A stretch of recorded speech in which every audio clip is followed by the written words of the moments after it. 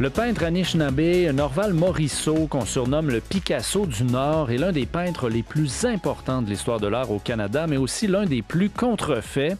Par contre, les personnes qui se disent les principales victimes de cette fraude, des membres de la famille Morisseau et le gestionnaire de sa succession, y aurait participé selon une enquête d'Espace autochtone basée sur différents documents judiciaires. Pour en parler, le journaliste à Espace autochtone Dominique Degré est avec nous. Bonjour Dominique. Bonjour.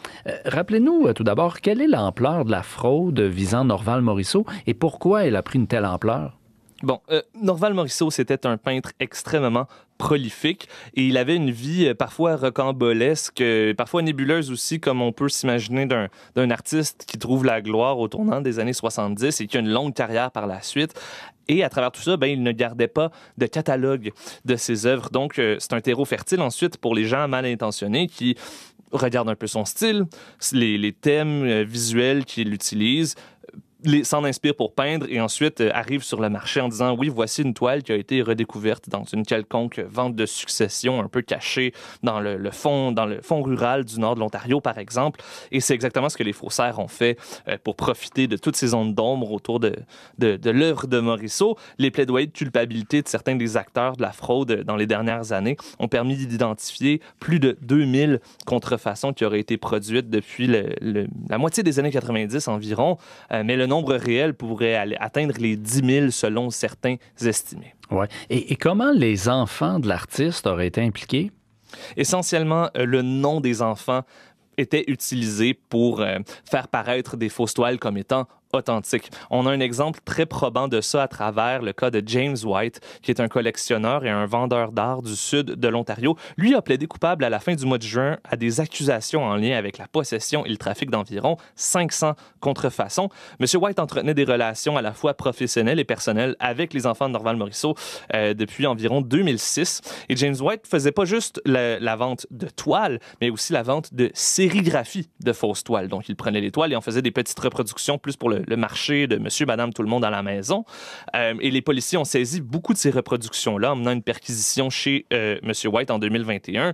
Toutes ces reproductions étaient accompagnées de certificats d'authenticité sur lesquels on voyait le sceau de la Morisseau Family Foundation. Comme son nom l'indique, c'est une fondation créée officiellement par les enfants de Norval Morisseau peu de temps après sa mort pour, supposément, protéger son legs artistique, mais aussi établir leurs droits sur l'œuvre de leur père. La fondation avait, à différents moments, des ententes avec M. White. On a mis la main sur l'une d'entre elles au courant de nos recherches pour lui permettre ou lui donner les droits exclusifs de faire des reproductions. Le problème, c'est que les enfants disaient publiquement, un peu avant la mort de leur père, qu'ils allaient créer cette fondation-là. Norval Morisseau, par contre, lui, en a eu vent quelques mois avant sa mort en décembre 2007 et les a publiquement désavoués par la suite en disant « Cette fondation n'a pas de droit ou d'autorité sur mon œuvre ». La fondation, par la suite, a été créée officiellement avec l'aide de Joseph McLeod, qui, lui, est un galeriste basé à Toronto, à qui Norval Morisseau avait envoyé des mises en demeure parce qu'il avait vu dans ses catalogues des œuvres qui lui étaient faussement attribuées, donc qu'il n'avait jamais peintes. Et les enfants de Norval Morisseau ont d'autres liens avec le monde des contrefaçons, notamment David Morisseau, un des fils de Norval qui est décédé l'année dernière. Lui signait le verso de certaines fausses toiles avec un message disant « Oui, j'ai vu mon père peindre ceci », mais il a admis aux policiers qui menaient la grande enquête pour démanteler les réseaux de fraude qu'il n'avait jamais vu faire son père et qu'il avait été payé à peu près une cinquantaine de dollars par signature du genre au fil des années. Ouais. Sachant tout ça, quelle était la relation que Norval Morisseau entretenait avec ses enfants?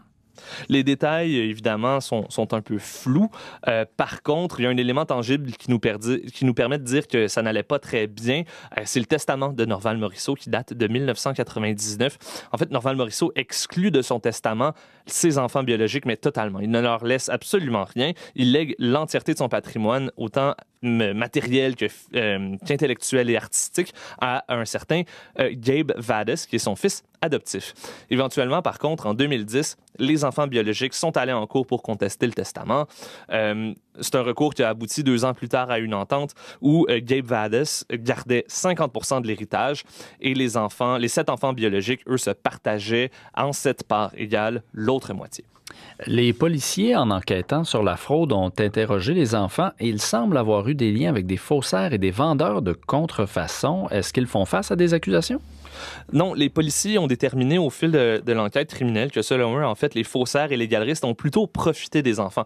Si on revient à l'exemple de David Morisseau, s'il était effectivement payé une cinquantaine de dollars par signature à l'endos de certaines fausses toiles, ben ces mêmes toiles-là, ou en fait des toiles qui proviennent du même réseau de faussaires qui ont été saisies par les policiers, on le voit sur certaines photos dans des documents de cours, ont encore l'étiquette accrochée après elle. Et le prix sur l'étiquette, c'est des dizaines de milliers de dollars. Donc effectivement, c'est à se demander qui tirait véritablement profit de toute cette affaire.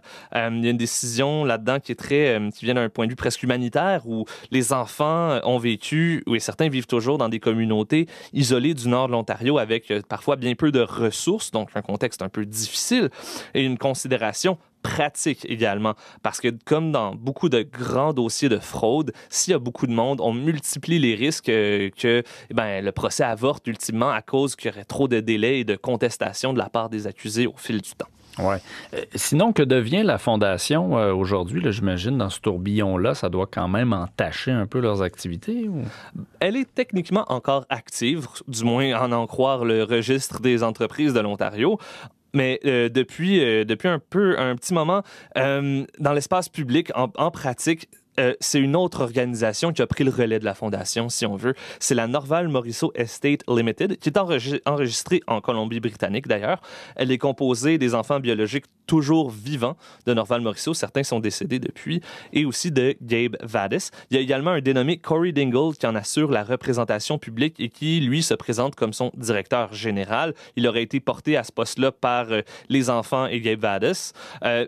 Monsieur Dingle aurait aussi connu Norval Morisseau à la fin des années 80, alors qu'ils étaient justement en Colombie-Britannique. Mais la nature de son rôle dans l'entourage du peintre n'est pas très bien documentée encore aujourd'hui. Et Monsieur Dingle et la succession maintenant sont visés par une poursuite de 1,45 million de dollars par une galerie d'art de Calgary. Cette galerie-là allègue qu'elle avait une entente avec Corey Dingle, en vertu de laquelle, si des clients potentiels avaient des doutes sur l'authenticité des toiles de Morisseau dans son inventaire, parce que la galerie, il faut dire, avait un très bon lien d'affaires avec Norval Morisseau de son vivant, et bien la galerie pouvait les référer à M. Dingle pour que M. Dingle rassure les clients un peu sceptiques, en échange de quoi il recevrait 10% de la vente. Mais la poursuite allègue plutôt que M. Dingle a fait exactement le contraire, ou aurait fait le contraire. Il aurait insinué aux clients que les toiles de la galerie ne seraient peut-être pas vraies, pour ensuite leur suggérer d'acheter directement de sa propre collection. La succession nie catégoriquement toutes ces allégations-là, qui n'ont toujours pas été prouvées en cours d'ailleurs. Et ni Corey Dingle, ni les enfants biologiques à qui nous avons essayé de parler au fil de notre enquête ont donné suite à nos demandes d'entrevue. Ouais, j'invite vraiment les gens à aller lire le dossier là, très étoffé qu'on retrouve aussi à radiocanada.ca. Entre autres, cette photo où on voit Eugène Morisseau, l'un de ses fils, travailler sur une toile avec des enfants dans une école ici de Vancouver, c'est bien ça? Oui, une école, je pense que c'est l'école Norval Morisseau d'ailleurs. Il faudrait que je vérifie on va le nom vérifier, exact, mais parce qu'il y a une école. Il me semble que c'est bel et bien celle-là. Du conseil scolaire. Ouais. Alors, il y a 2 ans, donc vraiment, il y a un lien avec Vancouver là, dans cette histoire-là également. Vraiment un super dossier. Merci beaucoup d'avoir été avec nous, Dominique Degré. Je rappelle que vous êtes journaliste et chef de pupitre pour Espace Autochtone. Merci. Merci de m'avoir reçu. Bonne journée.